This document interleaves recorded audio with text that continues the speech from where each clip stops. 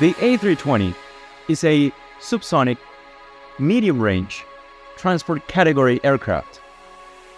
It has two high-bypass turbofan engines mounted under the wings.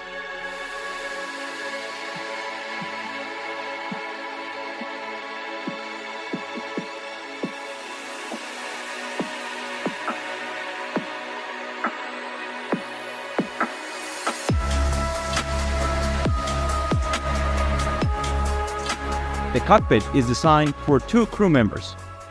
Some airplanes have an additional place for one observer, while other airplanes have an additional space for two observers. The aircraft has two cargo compartments, forward cargo compartment and aft cargo compartment.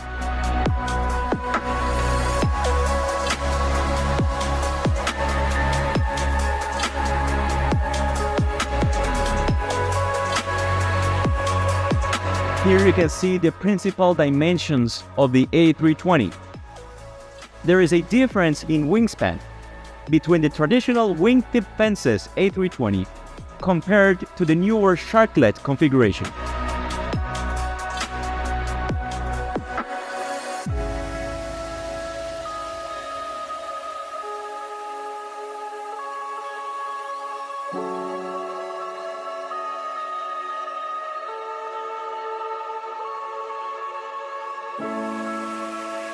The pressurized areas include the cockpit, the cabin, and the cargo compartments. The unpressurized areas are the radome, tail cone, main gear bay, nose gear bay, and the air conditioning bay.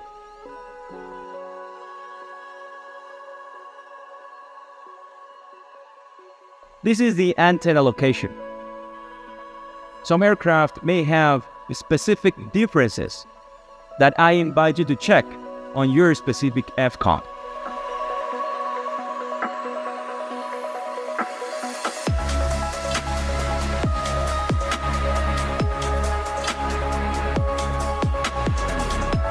We're going to start from the nose of the airplane towards the back and then coming to the front over the top of the fuselage.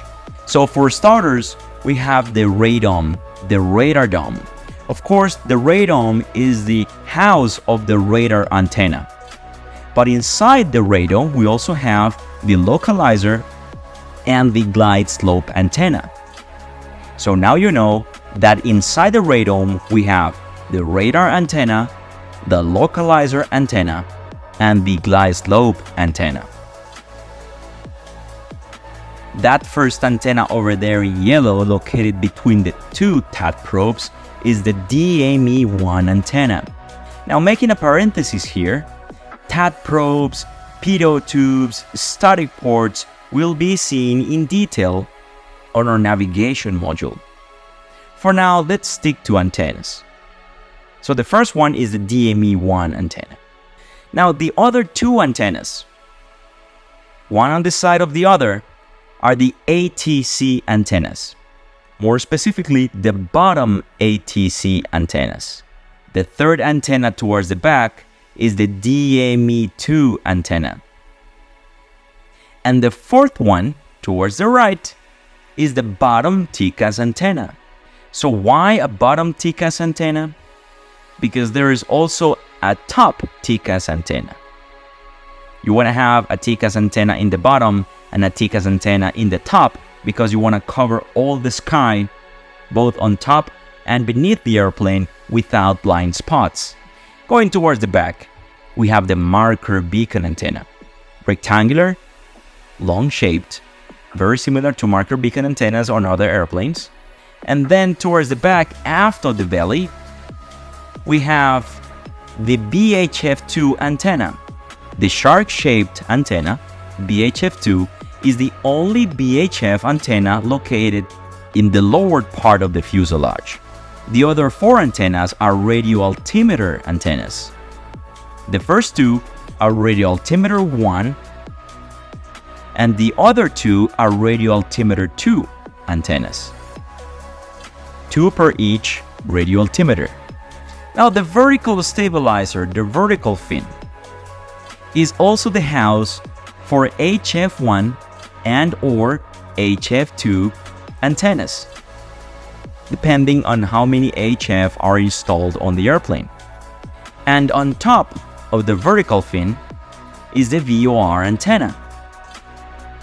So they are not externally visible because they are embedded within the vertical stabilizer.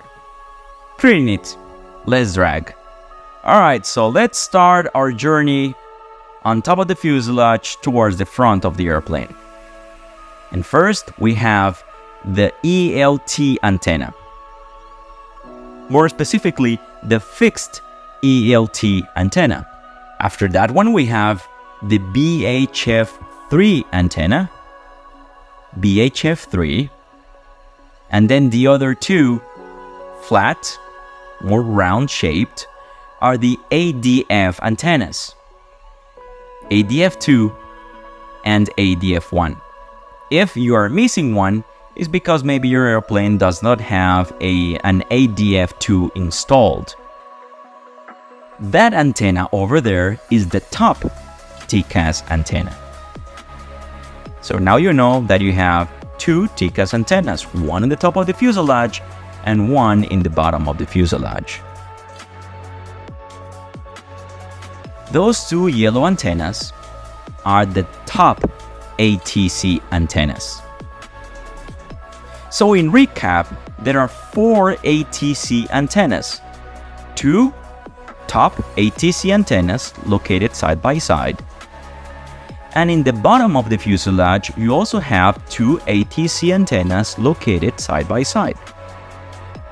For the same reasons that you want to avoid blind spots and have good coverage of ATC transponder signals. After that we have the BHF1 antenna. So it is the shark-shaped, most forward antenna, the BHF1. And last but not least, very important, the remaining 2 antennas are the GPS antennas, GPS2 and GPS1 antenna. They are located in the top because, of course, they only want to get signals from satellite, which are located in the sky. So in the end, the antenna location has a reason for it, and now you have a better understanding of the location and why the location of the A320 antennas. Usually, the ground crew connects to a panel located in the nose of the airplane. However, the airplane has several ground service jacks that can be used by maintenance or ground service personnel.